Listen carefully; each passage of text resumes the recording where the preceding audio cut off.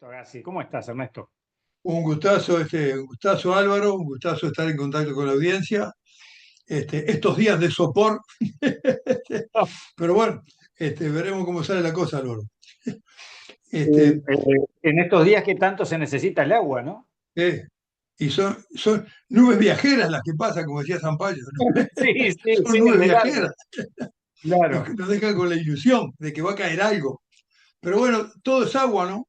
Al estado Claro. gaseoso, al estado líquido, adentro del suelo, corriendo por un arroyo, todo es agua. Esperemos Todo es- que algo que nos dé a nosotros. Este, que nosotros habíamos enfocado bien el problema del agua desde el principio de la colonia, y creo que por resaltar algunas cosas, ¿no? En el siglo XIX, en 1867, por primera vez el gobierno hizo un llamado para abastecer de agua potable a la población. En el Ujú. 71 llegó el agua a Montevideo, del río Santa Lucía, ¿no? Mira, Ahora, en el 74 hubo un reflujo de agua salada, una cosa que nadie la esperaba. ¿Qué pasó? Que llovía poco, subió al mar y entró el agua salada a la fuente de agua dulce. Ahí se dieron cuenta que había que hacer unas retenciones por si el mar entraba. Son las ujú, retenciones que hay hoy, esas, ¿no? claro. Este, en realidad, ¿quién administraba todo eso? Toda la discusión que hubo al final, en el 79, en 1879, se formó la Montevideo Water Works, ¿no? Toda aquella avenida de los capitales ingleses que nosotros hemos definido, que fue en todas las áreas, también aquí, y empezó a administrar. En realidad, esa empresa, la Montevideo Water Works, es la empresa que más años abasteció de agua potable al Uruguay. Tuvo más años de los que tiene OCE desde su creación, ¿no? Mira, Este, y en el 50 se creó OCE. Nosotros hicimos toda esta historia larga, ¿no? Me parece que hay que hablar después del 50 que pasó, ¿no? Después de este breve repaso. Hay un trabajo muy interesante que hizo la Facultad de Ciencias Económicas, el Instituto de Economía, sobre la evolución de las empresas públicas. ¿Qué pasó con las empresas públicas en todas las materias, ¿no? En particular esta del agua potable, pero ellos estudiaron todas las empresas públicas, porque las empresas públicas tienen que ver con el uso de los recursos públicos, tienen que ver con la rentabilidad que tienen, con la eficiencia que tienen, con los empleos que generan. En la Facultad de Ciencias Económicas estudió eso. Es un trabajo muy interesante, muy completo, ¿no? Y en particular mm, a nosotros nos interesa más lo de OCE, ¿no? ¿Qué pasa? claro. Que todas las empresas públicas tuvieron dos etapas bien diferentes, dice la Facultad de Ciencias Económicas. Una etapa que fue desde los años 30 hasta los años 70 por ahí, fue la etapa en que se crearon las empresas públicas. En realidad ahí hubo una política general que le daban importancia al Estado frente al mercado, ¿no? Le daba importancia en realidad a funciones sociales en el país, ¿no? Fue la etapa en que se crearon todas las empresas. Por ahí se creó la ANCAP, por ahí se creó la UTE, por ahí se creó esta, ¿no? Fue un impulso creador de empresas al servicio de la sociedad y de un buen uso Mm, de los recursos que tiene el país. Ahora, una segunda etapa, que digamos es un segundo modelo de las empresas públicas, ¿no? Que está vinculado con la apertura económica, con la globalización, ¿no? Con la desregulación económica. En realidad con la entrada de los capitales junto con el Estado, pero que le empezó a dar prioridad al mercado, ¿no? Entonces, en esta etapa las empresas públicas se guiaron más con una lógica de ser como empresas privadas, cuando no eran así de antes. Son dos etapas bien diferentes, ¿no? Ahora, vamos a ver esto cómo influyó en OCE, ¿no? claro. Porque en realidad el origen de OCE fue en el centro de aquella estatización de las empresas enseguida de la Segunda Guerra Mundial con los gobiernos del vallismo, ¿no? Este, y en esa etapa los subsidios al agua potable eran importantes, el apoyo del Estado para que esto funcionara. Este, entonces, y sobre todo porque el gobierno manejaba la política de tarifas, porque para el agua Ah, esto era importante. ¿Qué pasó con el segundo modelo de empresas públicas que se dio a fines de los años 50, durante los 60? En realidad, en el segundo modelo lo que se pensó eran los aportes que las empresas le hacían al Estado, no el aporte que el Estado le hacía a las empresas. Se cambió la jugada, sobre todo porque empezaron años de crisis. Y en los años de claro. crisis el gobierno rascaba recursos de todos lados, ¿no? Ujú. Además hubo inflación. A pesar de eso, en la OCE a pesar de la inflación y de todo, se mantuvieron los subsidios bastante tiempo, porque seguro había una presión social muy grande de no subir el precio del agua potable a los ciudadanos, ¿no? Fue más o menos después de los 90. En los 90 vino un empujo grande de las privatizaciones de las empresas públicas. Creo que todos nos acordamos aquella privatización que se trató de hacer de todas las empresas públicas que fracasó, digamos, ¿no? Porque fue muy discutido por la sociedad, en realidad. Y ahí empezó una cosa que fue que OCE le empezó a aportar al gobierno en esos años. De A la rentas generales. Exactamente, y eso la dejó a OSI sin posibilidad de hacer inversiones importantes, de hacer inversiones, ¿no? Empezó Claro. a tener problemas como empresa después de los 90, ¿no? Entonces, se empezó a ver en las empresas públicas los resultados económicos que tenían, ¿no? Y aquí viene un asunto muy importante como consecuencia de todo esto, que es se convirtió en un asunto en el Uruguay, que era el agua elevada por la empresa y no facturada. En América Latina esto fue un problema general, pero en promedio de América Latina el agua elevada y no facturada anduvo en torno del 40% del que suministraban las empresas, sean públicas o sean privadas, ¿no?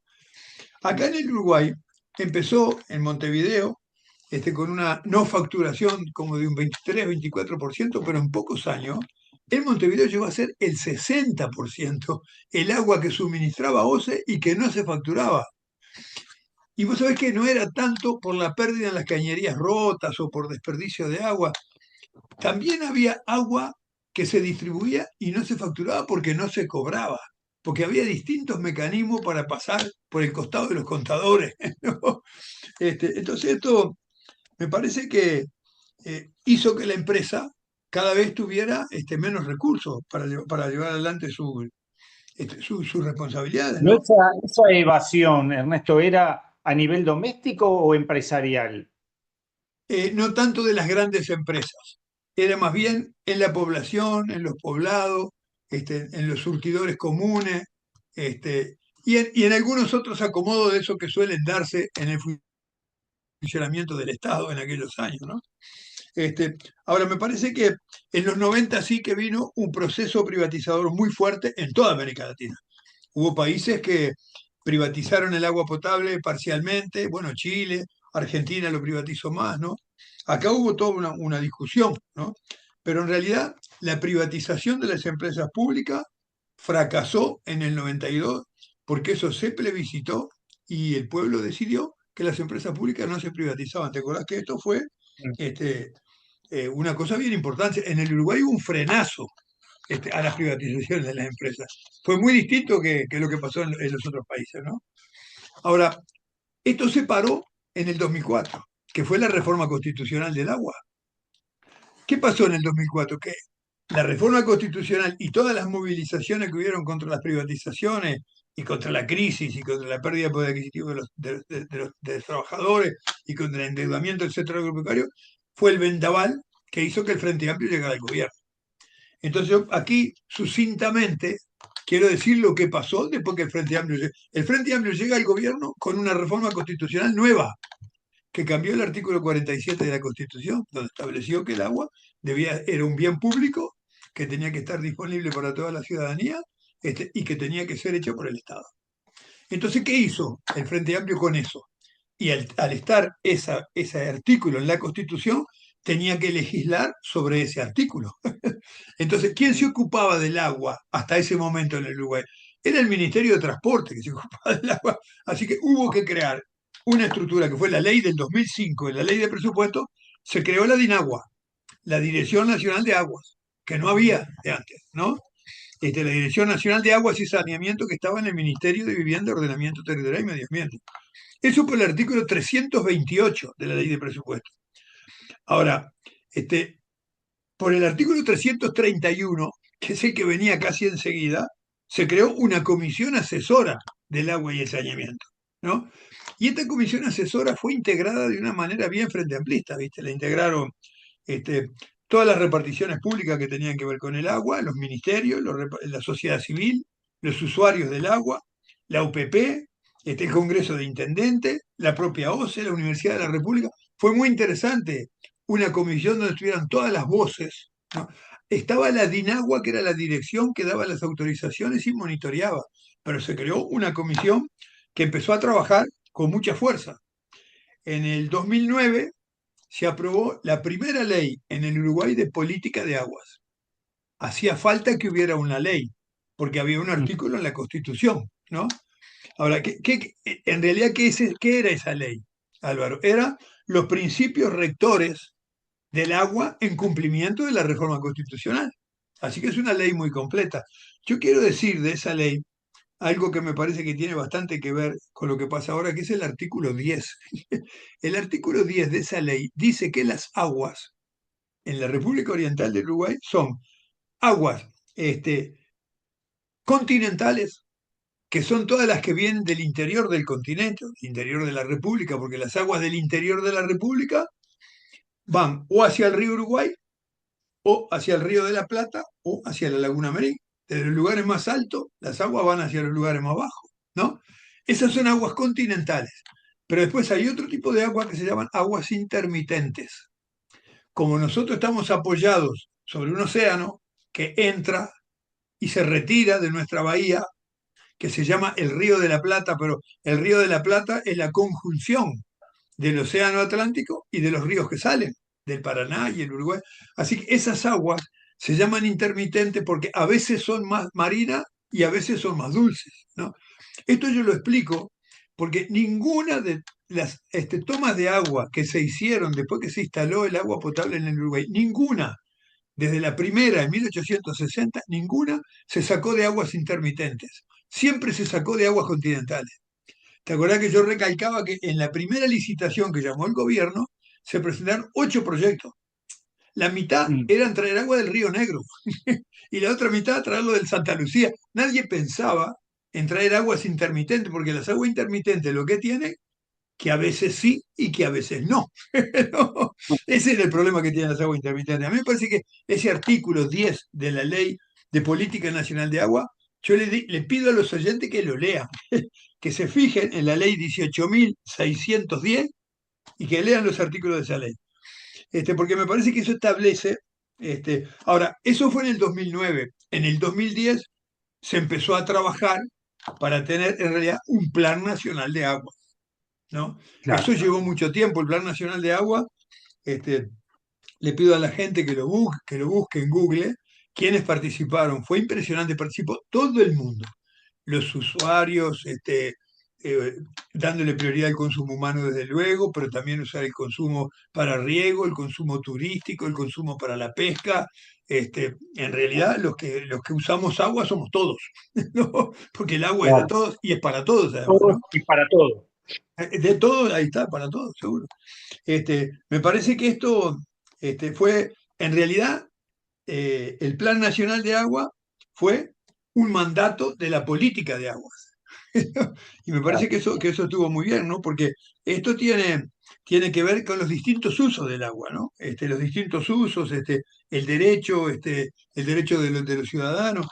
Y me parece que todo esto es el escenario, todo eso son herramientas que están disponibles. Este gobierno que se va, que le quedan unos días, no es muy amigo de que el Estado juegue un rol importante frente al mercado y los privados. A la prueba Mm. está que el proyecto actual que está en discusión no es un proyecto del gobierno. El proyecto de Claro. Neptuno es un proyecto que hicieron empresas privadas.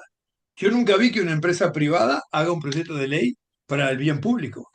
Sería contradecirse a sí misma. Las empresas privadas son para ganar plata y está bien que lo hagan. La sociedad precisa que funcionen, que generen puestos de trabajo, que hagan bien las cosas. Ahora, de las políticas públicas y de los derechos de todos los ciudadanos se tienen que ocupar los que dirigen la política pública, ¿no? Y a mí me parece que esta es la primera vez que hay un proyecto, no, no es la primera vez porque hubo otros proyectos privados en la historia que alguna vez se presentaron, ¿no? Por ejemplo, antes de crearse la OCE en 1946, la Sociedad de Ingenieros del Uruguay presentó un proyecto al gobierno, ¿no? Que fueron los prolegómenos de la OCE. ¿No? Este, Me parece que todo esto es bastante importante porque lo que está pasando ahora es que un grupo de empresas privadas hace un proyecto que el presidente lo toma como suyo. Entonces lo convierte en una decisión política de gobierno, algo que hicieron los privados, ¿no? y que está en veremos, porque el gobierno acaba de firmar un acuerdo para hacerlo, pero vamos a ver qué pasa, vamos a ver qué pasa, porque Ujú. además de firmar un acuerdo, los privados precisan mucha plata para empezar a trabajar. ¿Y de dónde Claro. va a salir esa plata? Ah, ah, ah. Ahora empieza a aparecer un taloncito de Aquiles. Veremos qué es lo que sucede con esto. Mientras tanto, el otro proyecto, que es fortalecer el agua metropolitana con aguas del continente, que era el proyecto Casupá, Ujú. hacer lo mismo que se hizo con el Santa Lucía Chico, hacerlo con el Santa Lucía Grande, o sea, una represa de contención que nos asegure que cuando falta agua de lluvia vos tenés una reserva. Eso ya se había hecho con el Santa Lucía Chico. Entonces, la anterior administración de OCE digo, hagamos esto también con el Santa Lucía Grande y tengamos dos pulmones de agua continental y no de agua intermitente. Porque además, si lo haces con agua intermitente vas a tener un problema muy grave, que es desalinizarla. Andá a Claro. sacarle la sal al agua, Álvaro. Sí, sí. Y caro, además. Me parece que Bueno, ese es el punto en el que estamos. No hay discusión en buenísimo. eso. No hay discusión ¿No? en eso. Los empresarios están como locos por empezar a trabajar. Le falta Claro. conseguir el financiamiento. El gobierno anterior quería firmar algún papel diciendo que había cumplido con su promesa, aunque mirá que en el programa de gobierno de la coalición que se va tenía un punto que decía que hay que hacer la represa de Casupá también.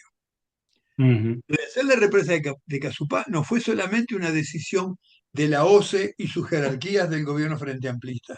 También fue una decisión de la coalición de gobierno que se va, que se comprometía por escrito, si ganaba las elecciones, a hacerlo.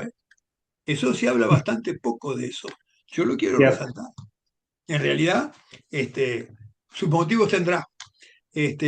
Veremos cómo sigue todo esto, Álvaro, pero yo quería llegar a la cruz de los caminos en los que estamos ahora, ¿no? A qué es lo que va a pasar. Los hechos van a hablar ahora. Los hechos van a hablar los empresarios, los hechos va a hablar el gobierno, las autoridades, los organismos financiadores, y los consumidores. Espero Por supuesto. que no doblemos la historia nuestra y no empecemos a sacar un agua que tiene muchos problemas para después tratar de remendarla, guardarla y mandarla, que eso es un invento fatal. Es propio de los empresarios que quieren hacerlo, suerte en pila, pero me parece que los uruguayos tenemos que pensar en la salud de los uruguayos y en el bienestar nuestro. No sé, yo terminaba hasta acá porque creo que marca bien la cruz de los caminos. Totalmente, totalmente. Ernesto, muchas gracias una vez más. ¿Nos reencontramos? Nos reencontramos y seguiremos charlando de cosas que pasan en este momento. Un abrazo grande Gracias. para la audiencia, un abrazo grande para vos, para todo el equipo del M24, que desde tempranito está ahí manejando las palancas para felicidad de los oyentes. Info 24, Gracias. la actualidad que nos mueve.